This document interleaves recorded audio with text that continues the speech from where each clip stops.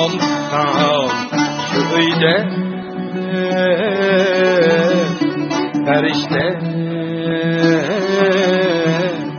Perişte rakibana Anam öyde Perişte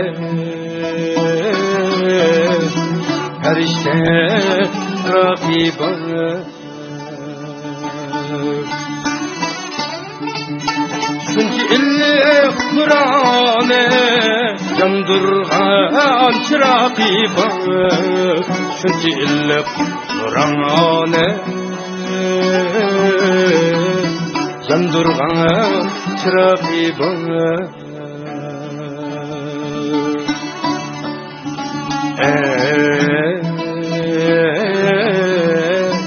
Anlam ödüp kan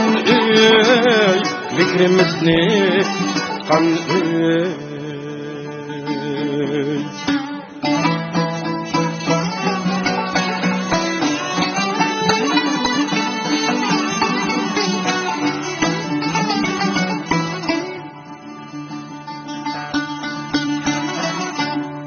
Anam bakkan güllerin her şahi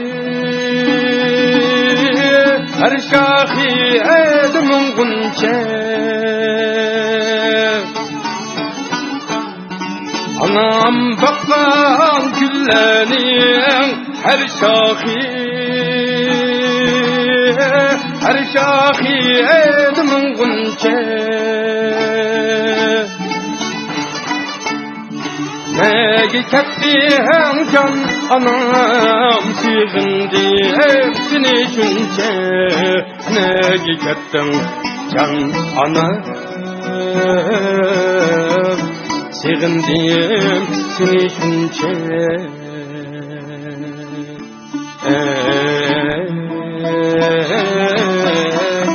Anam ödüp kan fikrimizni kan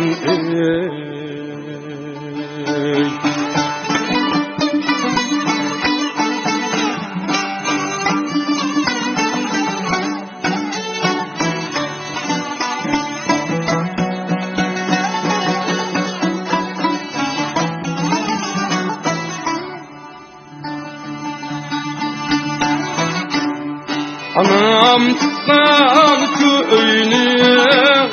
körleri edikenden Anam çıksan bu öyle körleri edikenden Anam gelse kılmam ki yüreğimni koyanda Anam gelse kılmam ki yüreğimni koyanda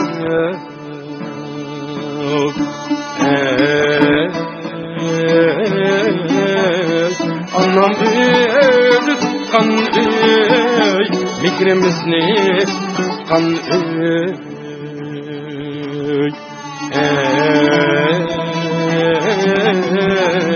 Anam ödüp kan fikrimizni kan